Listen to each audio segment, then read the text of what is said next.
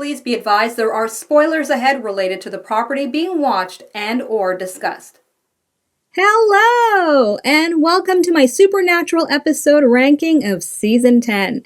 In this video, I'll be presenting everything from worst to best, including the title of the episode and my summarized thoughts about it. Alright, let's get to it, shall we? Starting with my least favorite episode of the season, ranked at number 23. Episode 16, Paint It Black. The pacing and the strange plot of this episode made it straight up the most boring one of the entire season. Dean's confessional scene was the only takeaway that mattered.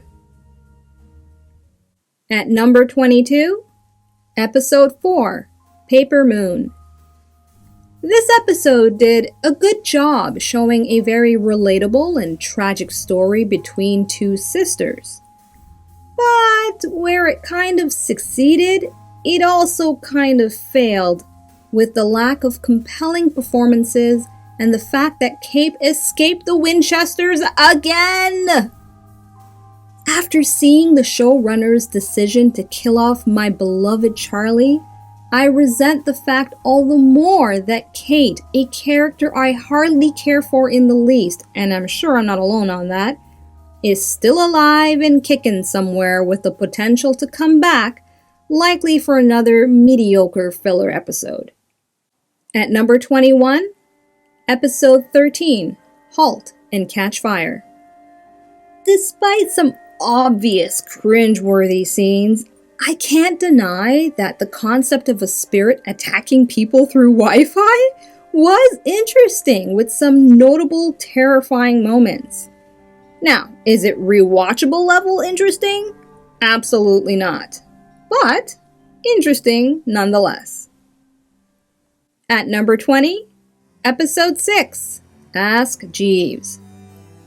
Listen, the only reason I would ever rewatch Ask Jeeves is for Sam's hilarious scenes with the ladies of the house. Otherwise, it would be last on my list because of the weird shapeshifter story tied in an unbelievably nonsensical way to my precious Bobby. At number 19, Episode 15, The Things They Carried. Another nasty-ass, parasitic con worm-like monster! Yuck! But I do appreciate the show's attempt to softly revolve their story around the subject matters of PTSD, the hardships of military wives, along with Cole serving as a needed example for Dean as being a human winning the fight against an overwhelmingly powerful and monstrous transformation. At number 18, Episode 10, The Hunter Games. Honestly, the only parts of interest for me were Dean's harsh interrogation of Metatron and Rorena's attempts at manipulating Crowley. If it weren't for those really strong scenes, The Hunter Games would be much lower in my ranking. At number 17, Episode 9, The Things We Left Behind. Aside from the obviously shocking ending with Dean wiping out a room full of goons, I was pleasantly surprised by the appearance of Catherine Newton as the troubled teenager Claire Novak. Her awkward reconnection with Castiel was engaging and made me a bit hopeful for a compelling new side story with them. At number 16, Episode 20, Angel Heart. Out of the 3 episodes centered around Claire Novak, this one is the best. Although I didn't particularly enjoy the save and kill of her mom Amelia, I think the intro of the Gregorian angel lore and the setup of Claire as a huntress in training were well done and quite entertaining. At number 15, Episode 11, There's No Place Like Home. I still have very mixed feelings about this one. On one hand, I think this episode showcases beautifully Felicia Day's acting chops. But on the other hand, even after reviewing the feedback I've received, I still think the quick introduction and dismissive kill of the Wizard of Oz was poorly executed. Whether you like him or not, he is an iconic character equal to that of Dorothy and deserved to be treated as such. At number 14, episode 12, About a Boy. Dean getting turned into a teenager and Sam's reaction to it are just gold! And I personally enjoy the quirky, kooky witch, Katja, on top of the surprising, heartwarming ending with young Tina and Dean. At number 13, episode 8, Hibbing 911. Hibbing 911 is one of the very few supernatural episodes where it doesn't matter how silly or terrible the plot is. The character interactions are what would make me hit the play button multiple times. In this case, Sheriff Jody and Donna were the best thing I didn't know I wanted to see. It's simply brilliant casting and pairing equal to that of Jensen and Jared. At number 12, episode 7, Girls, Girls, Girls. It's one thing to show me this mysteriously powerful witch doing all kinds of wicked witchy stuff, but then her identity is amazingly revealed as the mother of the King of Hell? All I can say is that ending definitely made up for my honest disappointment with how things ended with Hannah and Cass's adventure together. At number 11, episode 1, Black. A Demon Dean besties with Crowley and singing karaoke? What could possibly go wrong? Apparently everything. As the season premiere episode, watching Sam chase down this evil contrast of Dean was a fun thrill ride, right up until the end with Dean's menacing monologue to the newly introduced character of Cole. At number 10, episode 21, Dark Dynasty. I can go on and on about my disagreement with the writer's choice to kill off a character like Charlie, but I won't beat that dead horse. Instead, I'll briefly highlight the good aspects of this episode, starting with Rowena's first impressions of Castiel. There's definitely some chemistry there. Eldenstein's reveal of the House of Frankenstein? OMG, people! To Charlie's joy at cracking the code for the Codex, which then led up to her horrifying but masterfully depicted death. At number 9, episode 2, Reichenbach. Out of the few episodes with Demon Dean, this one was the most compelling. From his vicious, cruel beatdown of Cole, to his threatening sentiments towards a very worried Sam. And who can deny Jensen's smoldering good looks was a notable asset in this episode. At number 8, episode 3, Soul Survivor. Reichenbach is compelling, but Soul Survivor is edge-of-your-seat thrilling from beginning to end. What I loved most with this episode is the equally fantastic performances from Jared and Jensen, portraying a scary Demon Dean in pursuit of a freaked out but very competent Sam. It's one of my favorite Winchester Brothers focused episode to date. At number 7, episode 22, The Prisoner. Admittedly, after my first watch, I overreacted to Dean killing Cyrus. Thankfully, after reading insightful comments from some of my viewers and watching the Winchester mythology Battling the Mark and the Blade featurette, I now have a better understanding and, more importantly, appreciation of what was really happening to Dean in that very tragic moment. And another reason this episode is in my top 10 favorites of this season is the excellently presented moment of Crowley's self-acceptance of his true role as the badass King of Hell. There are indeed a lot of other great scenes, but these two remain unforgettable standouts for me. At number 6, episode 19, The Werther Project.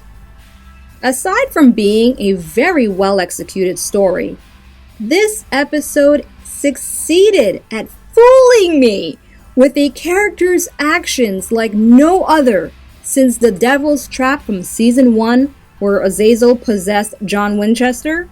This episode got me so good that I was seething with anger watching who I thought was the real Rowena pushing Sam to his death.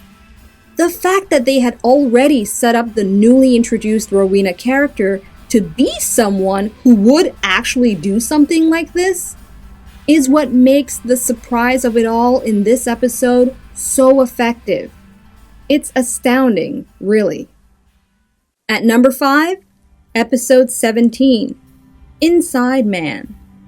Bobby returns! Need I say more? This was an exciting episode to say the least. Bobby being shown in his part of heaven, tuning into calls for help from Cass and Sam, and disrupting the peace of his heaven to help his boys in any which way he could. I loved every minute of it. And furthermore, that scene where Cass and Sam take down Metatron a notch was like the cherry on top of the cake. At number 4, episode 23, Brother's Keeper. I know it may come as a massive surprise that Brother's Keeper isn't in my top 3 picks. But it doesn't mean it's not one of the most heartwarming finale episodes to date. It had so much tearful-worthy drama with the reappearance of Death and Dean's emotional arc back to the light, influenced by Sam's heart-wrenching surrender to his own fate. I genuinely enjoyed the connecting dots back to Swan Song. But there are a few other episodes that impressed me a lot more in this season of SPN. Starting with my pick at number 3. Episode 5, Fan Fiction. Oh no! How could I not have this one at my number 1 pick, you ask? Well, I'll answer that question soon enough, don't you worry. Yes, I acknowledge full well how amazing, how brilliant, how fantastic this episode is. From the beautiful vocals to the hilarious moments with Sam and Dean's reaction to this high school musical tale of their lives, all of it was truly a delightful experience and very rewatchable on so many fronts. But the reason I won't rank this episode any higher than where it is because it doesn't necessarily add to the bigger picture of the overall season. I mean, if they weren't celebrating its 200th episode status, the nature of the story seems designed to be its own standalone episode that could have fit anywhere else after season 5. Which now leads me to my very difficult choice at number 2. Episode 14, The Executioner's Song. If you've been watching my reactions and reviews, then hopefully you'll recognize what an accomplishment it is for me to summarize my thoughts and feelings about this brilliant episode into just a few sentences. Season 10 started off with Dean as a demon, which was a consequence of dying with the mark of Cain in the finale episode of Season 9. And so, to combine things with Dean's traumatic struggle with this damn mark, and Cain's return to being extremely homicidal, it's just pure genius. In short, The Executioner's Song is an ideal example of a perfect dark horror action supernatural episode. And now, we've arrived at my number 1 most favorite episode of Season 10. Drum roll, please! Episode 18, Book of the Damned. Where The Executioner's Song is an ideal horror action episode, The Book of the Damned is a perfect example of an all-you-can-watch supernatural feast. It had everything I could want to see. The intro of a new villain-type character with the Stein family, Charlie joining the hunt, new lore about this mysterious Book of the Damned, Dean's unnerving connection to it, Sam's intriguing alliance with the deliciously wicked Rowena, and Castiel getting his grace back in a visually epic way. The setup in this episode alone is so expertly done to fittingly complement the rest of the episodes in the season, especially the plotline in Brother's Keeper. It's truly one of my favorite SPN episodes, and thus far it has made it to my personal top 10 of the entire series. So, there you have it. That is my ranking of all 23 episodes from the 10th season of Supernatural. Share with me your top 3 episodes from this season in the comments below. I can't wait to read any additional insights you may want to tell me about this season.